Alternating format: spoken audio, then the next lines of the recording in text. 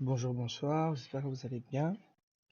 Alors, je vais faire une démonstration rapide de ce qu'on peut avoir avec le module FastAPI Real-Time Data, qui est un module qu'on greffe en 4-5 lignes maximum à FastAPI et qui permet l'ingestion de données, donc d'instances de base de données. Par exemple, si on utilise un ORM comme MySQL Alchemy par exemple, donc l'ingestion de données vers les clients de plusieurs manières différentes, donc des clients par client, je veux dire, vers le front-end.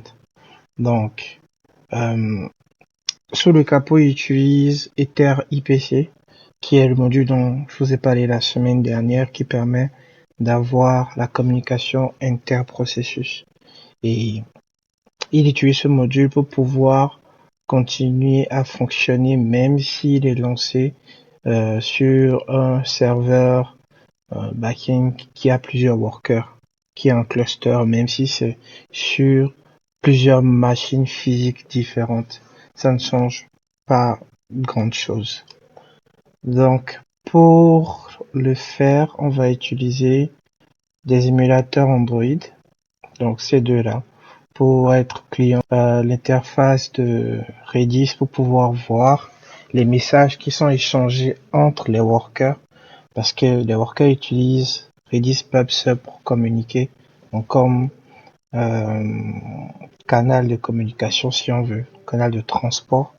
Donc ça va nous permettre ici de voir réellement ce qui se passe pendant qu'on utilise le système. Et je vais utiliser Wireshark pour pouvoir capturer tout ce qui se passe sur nos connexions WebSocket. Donc je vais lancer ça. Voilà. Lui va me permettre de voir tous les paquets qui passent sur notre machine. Donc tout se passe en localhost pour l'instant. Donc tout ce qui va passer sur notre machine en termes de WebSocket, ça va nous permettre de voir en fait entre le serveur et le client comment les données sont structurées, qu'est-ce qu'elles contiennent et tout. Parce que FastAPI RTD permet en fait, bon, actuellement j'ai juste un module pour les serveurs Python et un client pour les applications Dart. Donc ce client permet en fait avec ces deux là, vous n'avez pas vraiment grand chose à faire, il suffit de les installer, c'est plug and play, il y a une petite configuration de chaque côté et c'est prêt à être utilisé. Donc je vais vous montrer la configuration plus tard, mais on va déjà voir ce que ça donne en bout de chaîne. Donc pour la démo, on va lancer un backend FastAPI avec 4 workers. 4 workers. Vas-y, 4 workers. Donc ici, c'est ça que j'ai enregistré dans le fichier de configuration. Ici, vous allez voir, ça permet de charger 4 workers. Donc on va le lancer. On patiente un peu, ça prend du temps, la machine est en train de faire un tas de trucs actuellement. Donc bon, ok, tous nos workers ont démarré et déjà là on peut déjà voir les requêtes entrantes des instances d'émulateurs qui sont de l'autre côté. Donc bon, on va en revenir. Donc je vais de l'autre côté, voilà. On va fermer ceci aussi d'abord. Donc on a en fin de compte, bon là je vais vous montrer comment ça fonctionne et qu'est-ce qu'on a comme résultat en fin de compte. Voilà un utilisateur qui a deux téléphones, disons. Ça pouvait être un ordinateur, un téléphone, une tablette, peu importe. Mais il a deux supports à la fin pour pouvoir se connecter à son compte et faire des achats, d'accord, en ligne. Que les paniers contiennent actuellement la même chose. On a 272 901 comme montant total et le panier contient cet article-là, une pièce. On a nos deux applications. Donc je vais refaire un essai ici. Ça va recharger rapidement la page. Alors j'ajoute cet article et on l'a instantanément sur cet appareil. Et si on repart ici, on va voir qu'on n'a eu aucune requête get. Vous voyez, aucune requête get. Pourtant, l'application a eu les formations. Et ça marche dans tous les sens. Donc ici, si je vais Sur le panier ici, j'ai les articles qui sont là. Si j'ajoute un article, je l'ai aussi instantanément là. Pareil, si je supprime un article, si je supprime celui-là, voilà. Donc, les paniers sont synchronisés, tout est synchronisé, les données transitent sans problème d'un appareil à un autre. Et c'est principalement ce que permet de faire FastAPI RTD, sans devoir avoir une dépendance à des serveurs externes, à un produit externe. Là, on va passer à la phase où je montre un peu comment ça fonctionne. Donc, je ferme mon terminal. La configuration de FastAPI RTD est très très simple. Donc, ici, voilà, le package est là, tout est dedans. Ici, c'est dans le backend d'une application, d'accord? Donc, dans le fichier main, bon, moi, j'utilise FastAPI, donc toutes les intégrations, je les fais d'abord pour FastAPI, mais c'est suffisamment générique pour pouvoir fonctionner sur d'autres frameworks d'applications web. Donc, il suffit dans un premier temps de créer une instance du module FastAPI RTD, c'est un singleton, donc c'est une seule instance par worker. Donc on crée cette instance, on va faire une tâche qui est le setup. C'est pas grand chose, il s'agira juste de passer une énumération de tous les types d'utilisateurs qu'on utilise dans l'application. Si c'est un seul type d'utilisateur, c'est pas grave. On aura une énumération qui contient un seul type d'utilisateur. Si on a 50, on s'en fout. On passe juste une énumération de tous les types d'utilisateurs qu'on a dans l'application. Et ici, on passe une fonction, donc un callback en gros, qui va permettre de faire l'authentification des WebSockets. En gros ici, plus haut, j'ai défini probablement, hein, normalement, oui, j'ai défini ça où? J'ai défini ça où? Là, j'ai défini ça ici. Donc voilà une petite fonction qui permet de faire de l'authentification, d'accord? Donc cette fonction prend en entrée un token, donc un web token, donc un token JWT, Design Web Token, un user type, donc on va lui passer le user type que l'utilisateur aura fourni et un identifiant d'utilisateur. Et en interne, chacun écrit la méthode comme il veut pour pouvoir en fait se baser sur ces trois informations là et déterminer si l'utilisateur a été correctement authentifié ou si c'est une connexion illégitime. À la fin de l'exécution de cette fonction, on doit retourner true ou false. Si on retourne false, le module va tout simplement clôturer la connexion. Et si on retourne true, il va continuer le processus de souscription de l'utilisateur, tout simplement. Donc, bon, c'est documenté, même si c'est pas encore public, c'est documenté quand même. Donc, il suffit d'appeler cette méthode setup, de lui passer ce callback pour l'authentification. Quoiqu'elle n'est pas obligatoire, on peut juste passer une méthode qui retourne tout le temps true, ça va marcher aussi. Et ici, les types d'utilisateurs qu'on utilise. Une fois que cet appel est fait, on va maintenant on va lancer réellement le module avec RTD Start. Et c'est là que le module va vraiment être lancé en interne. Tous les sous-modules qu'il utilise vont être instanciés et tout. Et pour finir, dans le cas de FastAPI, je ne sais pas vraiment comment ça va marcher sur les autres frameworks. Ça doit être un truc similaire. On va tout simplement inclure le routeur FastAPI de FastAPI Real-Time Data. En gros, les endpoints WebSockets qui seront utilisés par le module sont déjà dans le module en fait et sont générés en fonction du type utilisateur de plusieurs facteurs. Donc, on n'a pas à écrire les endpoints WebSockets soi-même. Il suffira juste de les inclure et ils sont disponibles sous la variable routeur dans Real-Time Data. Donc, si là, on va voir le code, mais en gros, c'est ça. Vous allez voir que c'est un routeur d'API, tout simplement. Et en interne, ce routeur de Fast API là sera les endpoints WebSocket lui seront greffés en interne pour pouvoir en fait exposer les endpoints supplémentaires que FastAPI RTD rajoute pour pouvoir faire les communications WebSocket sur votre API déjà existante. Donc c'est pas un serveur différent, il se greffe à votre serveur qui existe déjà. Donc on revient dans le main. Donc comme je vous ai dit en 4 lignes, on instancie, on fait la configuration, on démarre et on passe le routeur interne du module à FastAPI pour qu'il puisse l'exposer tout simplement. 4 lignes, c'est réglé.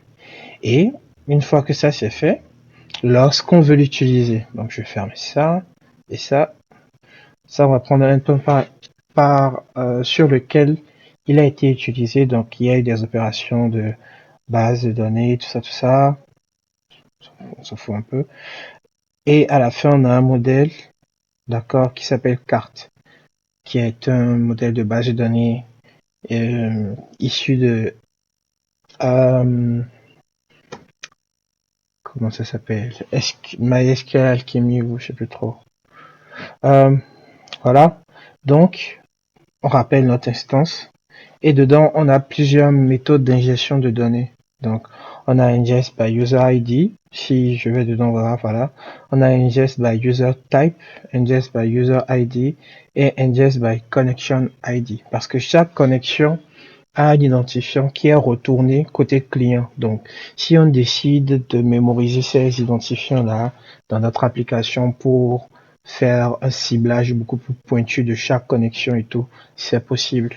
À partir du moment où on a l'identifiant d'une connexion, on peut lui envoyer une donnée précisément à cette connexion-là, sans forcément connaître c'est une connexion associée à quel utilisateur ou à quel type d'utilisateur.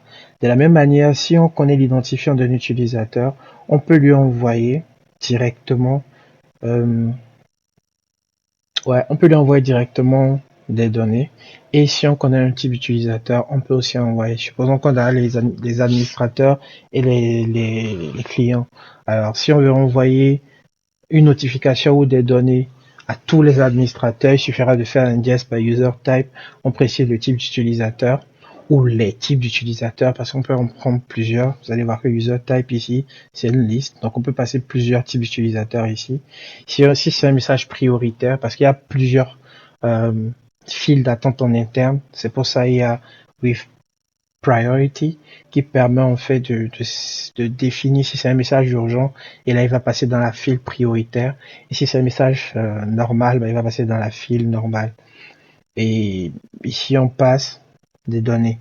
Les données sont en fait une instance de PyIdentic. Donc à l'intérieur on a cette classe de base, non pas celle-là, oui, on a cette classe de base qui est à l'intérieur de FastAPI RTD qui doit être héritée lors de la création des classes d'ingestion de données.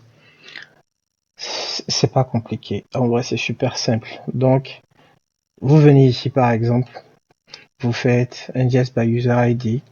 Donc il nous faut les data et les user ID si on veut, c'est une classe aussi qui contient des informations. Donc lorsqu'on viendra au niveau des data, en interne ici, donc dans le cas de cette application, là ça n'a pas à voir avec FastAPI RTD. Chacun fait la structure comme il veut parce que les données qui sont passées en entrée ici seront les mêmes qui seront passées en sortie côté client. Donc chacun structure comment il veut que ces données puissent passer en entrée pour pouvoir les recevoir côté client. Donc dans cette application, on a hérité de la classe ingest data pydantic model base et on a rajouté dans notre classe ici le nom de la table, les données sous forme de JSON et le type d'opération qui a été faite pour que lorsque les données arrivent côté client, on puisse savoir, ok, c'est les données qui viennent de telle table, on a les données qu'on pourra encoder directement et on a l'opération, si c'est une lecture, une suppression, peu importe, qui a été faite, qui est renseignée directement dans le modèle. Donc c'est plus simple. Ça, chacun fait cette structure comme il veut. Donc, les données sont passées. Tout ça, c'est juste pour passer les données. C'est parce que la structure ici demande tout ça qu'on fait ça de cette manière.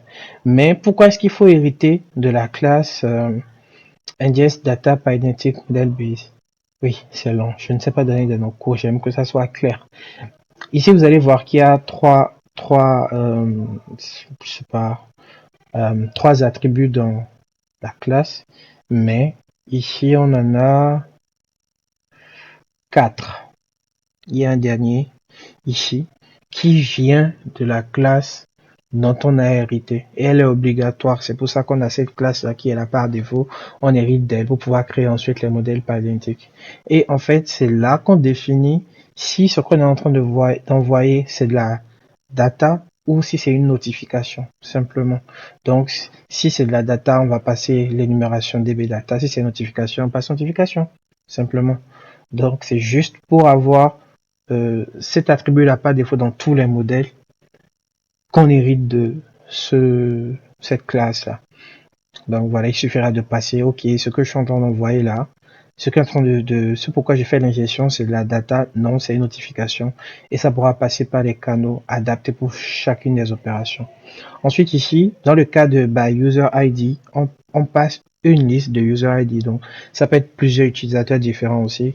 Et en fait, l'user ID, c'est une classe très simple qui contient l'identifiant de l'utilisateur et le type d'utilisateur. Donc, c'est un administrateur, voilà son identifiant. C'est un client, voilà son identifiant. Donc, il suffit de faire ça. En interne, ça va créer, c'est totalement asynchrone, mais l'entrée ici n'est pas asynchrone. D'accord, ça va créer une tâche en interne pour pouvoir vite libérer ici. Donc, en fait, lorsque c'est émis comme ça, tout ne va pas s'exécuter avant que votre endpoint ne puisse continuer. Ça va juste créer une tâche. D'accord. Voilà, ça va juste créer une tâche plus bas. D'accord. Voilà. Create task. Donc, ça va juste créer une tâche et vous loguer toutes les informations et passer à autre chose. Et la tâche va continuer tant que votre event loop fonctionne. Donc c'est aussi simple que ça pour pouvoir l'utiliser. Une configuration dans main et bien sûr il faut faire la configuration dans le lifespan de l'application parce que cette configuration doit être faite avant que l'application ne commence pas à prendre des requêtes. Donc ça doit être fait totalement au démarrage de votre backend. Donc c'est pour ça qu'on a fait ça ici dans le lifespan et plus bas on va passer le lifespan voilà à l'application lors de son démarrage. Donc oui, ça c'était une bonne précision. Et ici, c'est tout ce qu'il faut faire en fait pour que les données passent. Juste ça. Et rien d'autre. Les données passent. Donc, c'est aussi simple que ça. Maintenant, on va voir de l'autre côté un peu comment ça se passe de manière pratique. Là, les connexions sont entretenues automatiquement par FastAPI RTD. Il y a les pings qui passent directement pour détecter si une connexion a été coupée et la récupération des connexions aussi est automatique. Donc, si la connexion est coupée, elle est relancée automatiquement. Donc, ici, je vais chercher voilà des paquets gros. Voilà. Voilà un gros paquet par exemple ici. Donc, ça doit probablement être de la donnée. On va dedans. La version décompressée. Et là, on se rend compte qu'en fait, les données sont encryptées. Donc, on a une structure de données.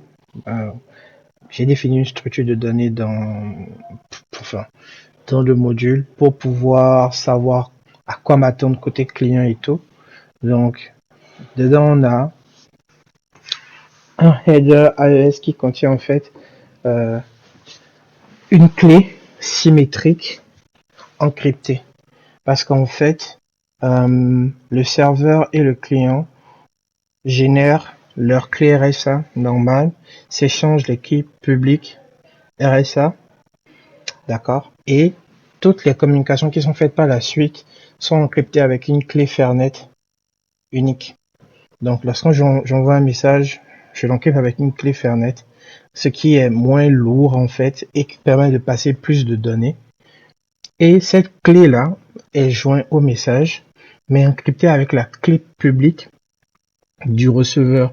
Ce qui fait que seul le receveur peut décrypter le message qui a été envoyé. Même si, par inadvertance, un message arrive chez un client qui ne devrait pas le recevoir, il ne pourra simplement pas le décrypter, il ne pourra pas le lire, il ne pourra rien en faire. Non.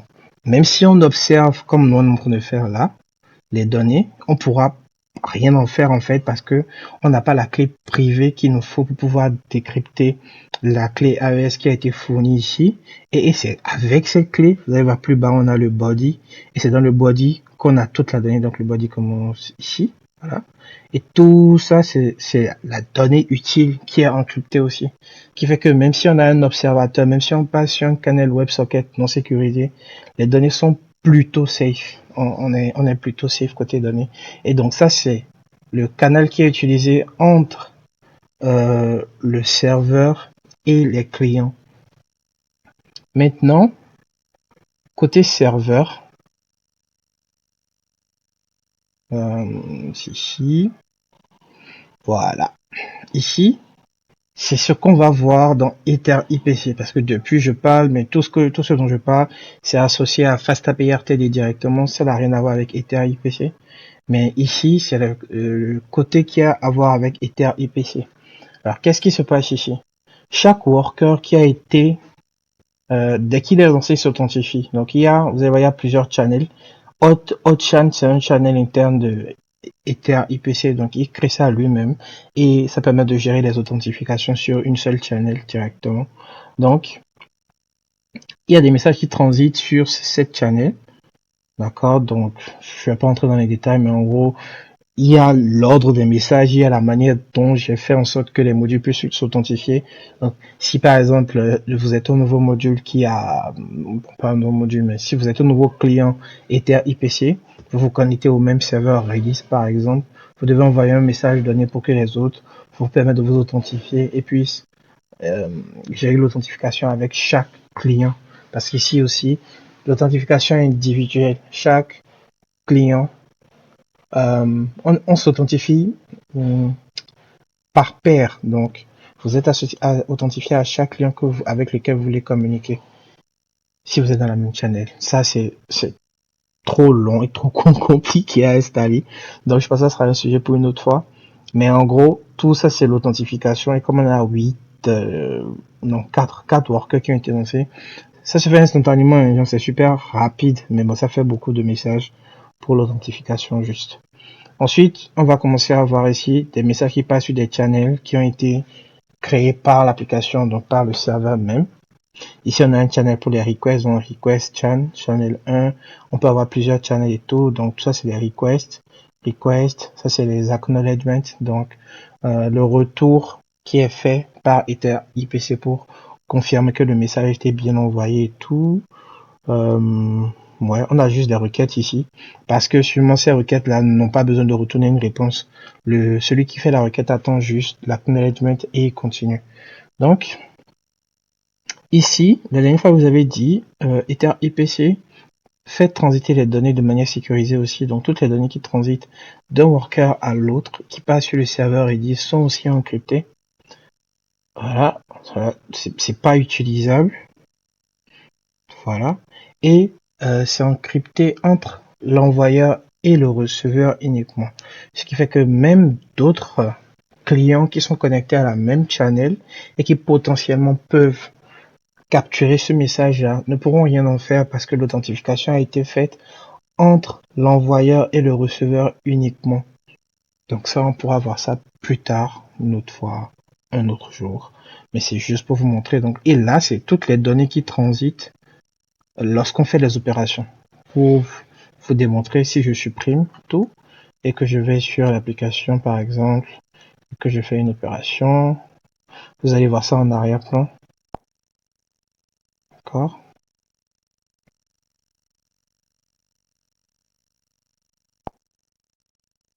Voilà.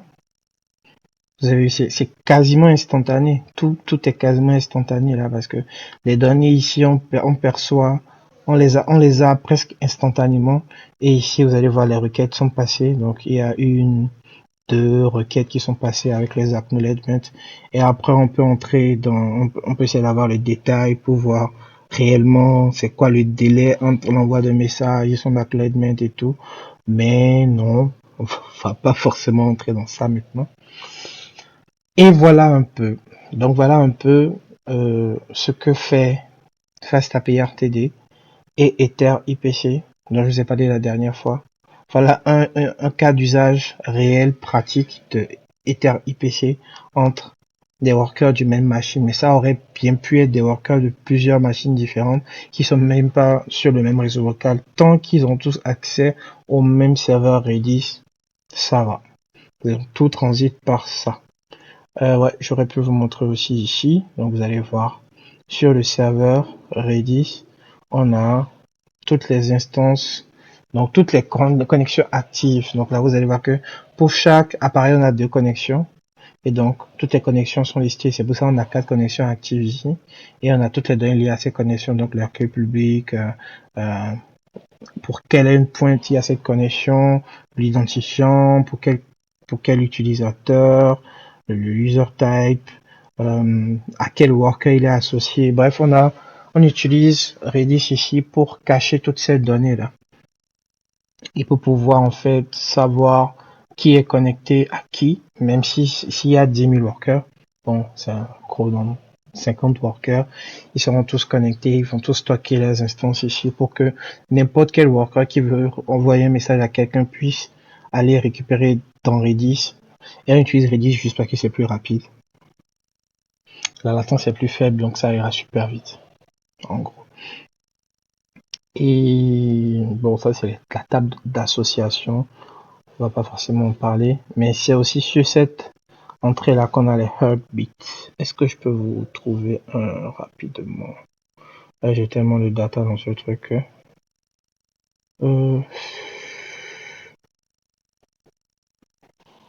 Ok. Voilà. Ether client présence. Donc là, vous allez voir que on a 4 workers qui sont actifs actuellement. Donc on a les heartbeats qui passent. Donc si vous regardez bien le temps ici, vous allez voir que si j'actualise, le temps est en train de baisser. Là, on était à 7 secondes pour le 284 FB. On va actualiser. Le 284 FB, là, on est à 8 secondes. On actualise encore. 5. On actualise. 7. Donc, en fait, il y a un petit délai. On fait en sorte que les heartbeats soient renouvelés avant l'expiration. Et ça nous permet d'être sûr que tous les clients sont toujours là. Donc, sur cette base, on peut savoir quel client est là, il est connecté à quel channel et tout. Donc, s'il n'y a pas de heartbeat, c'est que le client est inactif.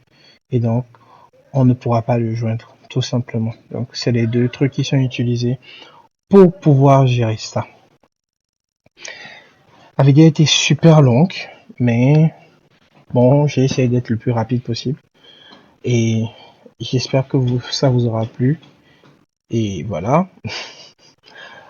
C'est ma première vidéo, en gros, où je montre les trucs sur lesquels je travaille.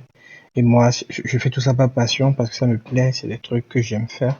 Et j'aime partager ça avec les gens qui aiment aussi ce genre de choses. Donc, si vous aimez, laissez un commentaire, quelque chose pour pouvoir me faire un retour. Je prends tous les retours, des corrections, des améliorations. Si j'ai fait des erreurs, parce que forcément, je ne maîtrise pas tout. Donc, si j'ai fait des erreurs, vous pouvez me le dire et on se dira une autre fois.